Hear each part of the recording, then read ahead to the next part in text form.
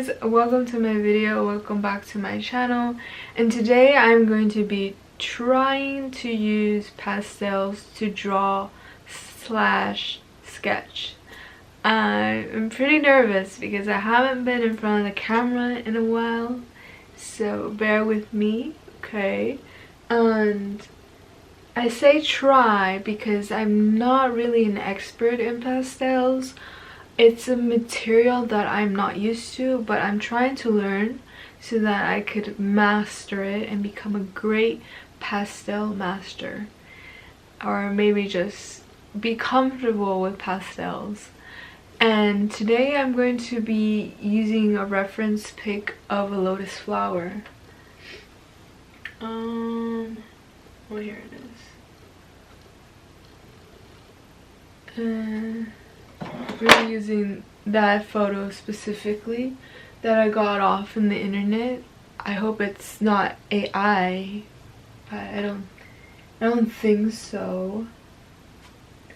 But the reason I specifically wanted to draw lotus flowers is because I love the representation of the lotus flower growing in the mud, in the water, and still be able to sprout and to bloom into a beautiful, delicate flower, even though it's like the depths of the water that the sunlight is able to reach through the water for it to grow. Because sometimes, especially deep in the ocean, but not saying lotus flowers grow in the ocean, they grow in ponds and lakes, but sometimes it's very hard for the sun to reach deep in the depths of water. So I really love the symbolism that lotus flowers have, and because I just been through a really tough time in my life and I've been through a lot of hardships lately, I think I dreamt about a lotus flower one time, and it's been in my mind and stuck in my mind, thinking about it for a while. So I was like, I think I really want to draw a lotus flower. Also, I've been reading up, like, I don't know if you care enough, TMI. I've been reading up as well on Buddhism, and I'm not exactly sure what the tie between Buddhism and the lotus flower is, but I believe that the Buddha, he would meditate, and while he's meditating, on top of his hands are lotus flowers. I believe they just really symbolize the Buddha himself, but I'm not quite sure how accurate I am with that.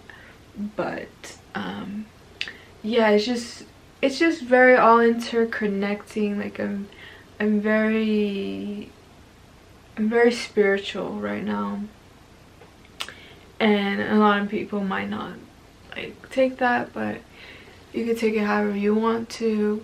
But I just been very spiritual lately, and just like that presentation with what I've been reading and just everything happening in my life, I just feel like it's so very interconnected.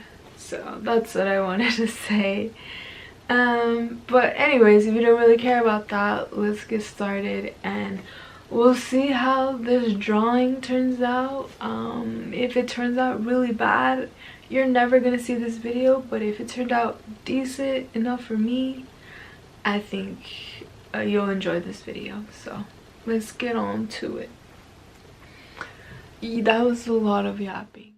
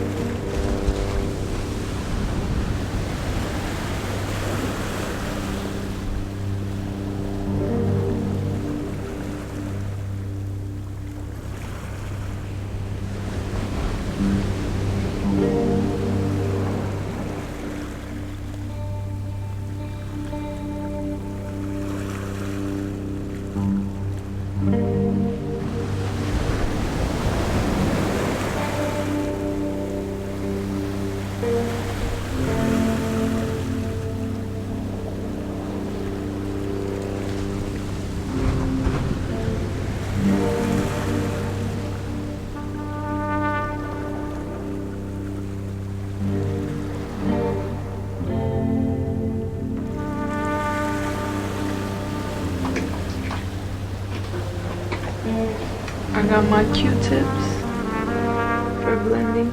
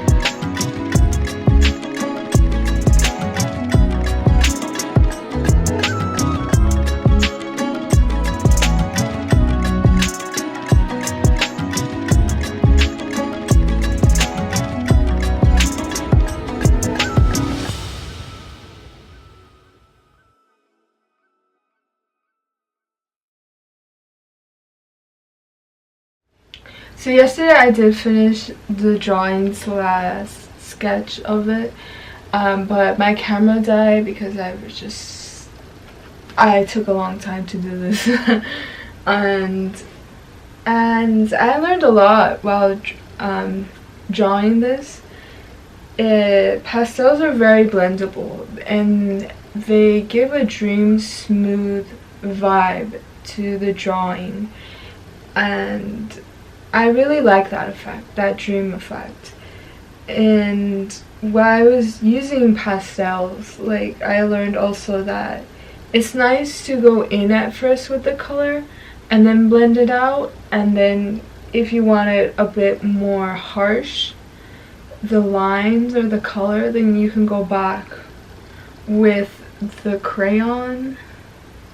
I feel like that's what it's called, the crayon, and go back, but I don't think that it's called crayon. The stick, the pastel stick, and to reinforce the color and the lines of it.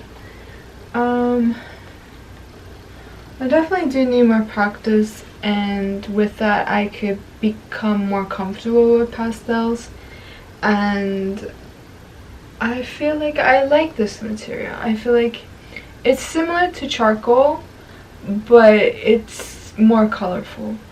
I do feel like, though, the difference between charcoal and pastels is that with charcoal,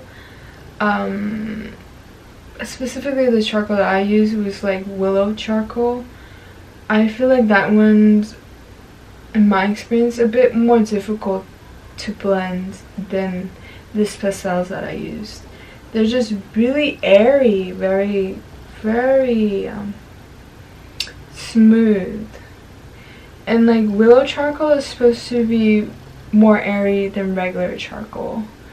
But also I would like to try oil pastels. I think that would be another interesting texture to work with. And yeah, this is what I came up with. Actually, I really like it. I'm proud of myself for this. Now I also know because of how smudgy it can be, that some people put a varnish or like some type of top coat so that it won't smear, but I don't have that, so I just put like an extra paper on top just so it won't smear as much in my notebook. But that is all for this video. I really enjoyed starting to work and sketch and draw again. Now I do believe you shouldn't force yourself to draw or to sketch or do anything art form if you're not really feeling it, but I think it's best to start somewhere, and for me, just doing this little piece, this small sketch, I could branch out maybe to start doing more bigger things and doing other art forms. So hopefully with that I could go back into what I love to do.